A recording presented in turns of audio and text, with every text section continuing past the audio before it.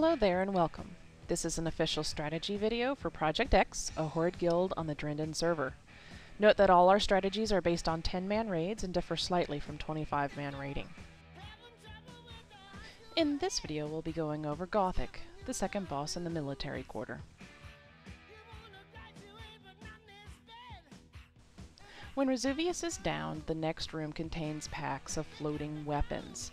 They do hit hard and have large aggro ranges, so try not to pull more than one pack at a time.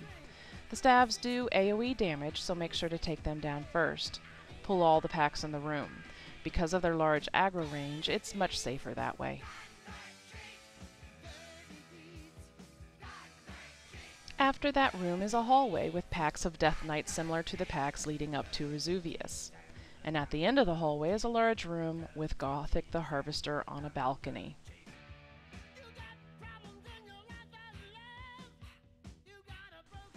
You'll notice that this room is divided in half with a gate in the middle. There will be a live side and an undead side.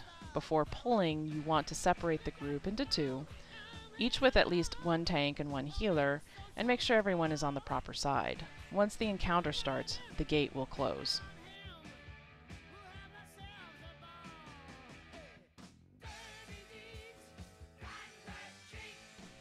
The encounter starts when someone gets close enough to Gothik, usually the living side tank. He'll then spawn waves of adds on the living side. There'll be 20 waves in all.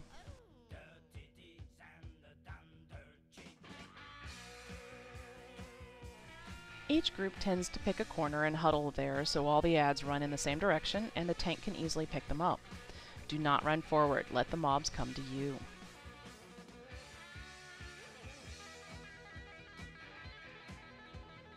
When any add is killed on the living side, it then spawns on the undead side and has to be killed there as well. The living side will have to be careful not to kill too many at any one time and thus overwhelm the undead side.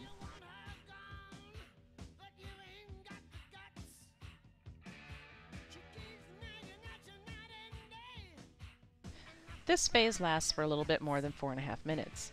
Each add on the live side will spawn specific adds on the undead side. I'll go over those now. Unrelenting trainees spawn spectral trainees on the undead side. Both are non-elite. They are easy to kill, but the spectrals on the undead side do an AoE, and if the dead side gets overwhelmed with too many of them at one time, they'll end up taking a lot of damage. So be careful not to kill too many unrelenting trainees all at one time on the living side. A total of 24 will spawn. Unrelenting Death Knights spawn spectral Death Knights. These are elite and need to be kept away from the group. Both sides do a whirlwind attack, so keep them out of the group. On the live side, the whirlwind will apply a mark of shadow to anyone it hits. A total of 7 will spawn. Unrelenting Riders spawn both a spectral rider and a horse. They are all 3 elite. They all do AoE damage in a 45-yard range and need to be killed as soon as they spawn. The riders on the live side will do a shadow bolt volley, hitting those afflicted by a mark of shadow from the Death Knights for 4k. A total of 4 of these will spawn.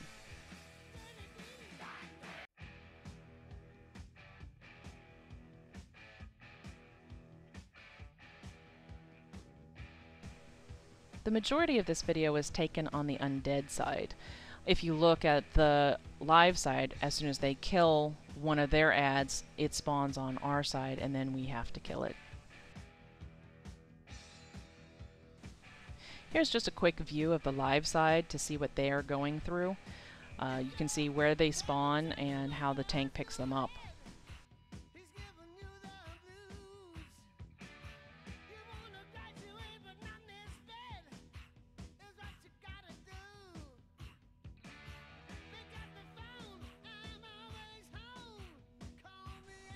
And back to the undead side, so you can see where Gothik teleports in, and we're not done killing all the adds yet.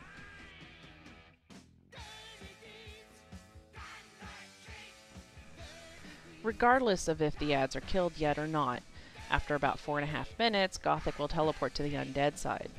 This begins phase 2.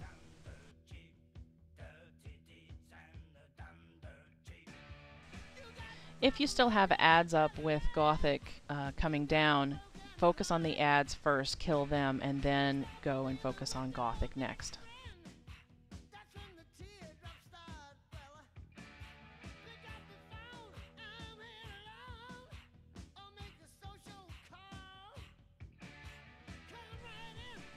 Gothik the Harvester has approximately 839,000 hit points and has the following abilities. Shadow Bolt. Gothik will chain cast 1 second Shadow Bolts for about 3,000 shadow damage on his primary aggro target. Harvest Soul. This is cast every 15 seconds. It reduces the stats of the entire raid by 10% and stacks 10 times.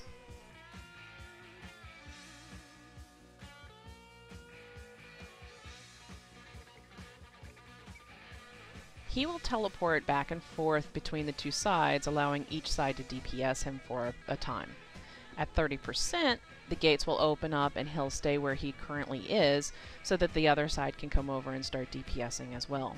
He is tauntable and keeps aggro through the teleports.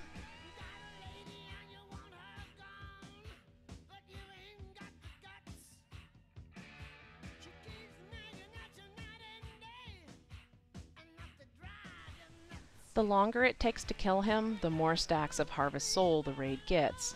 Since each stack reduces the stats of the raid by 10%, it's harder to heal, and DPS and healers run out of mana. Burn any cooldowns at this point and kill him quickly.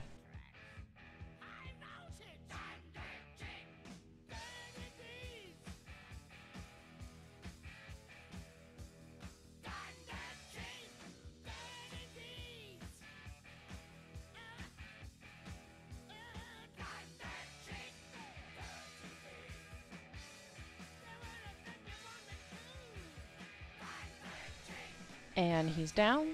Thank you for watching.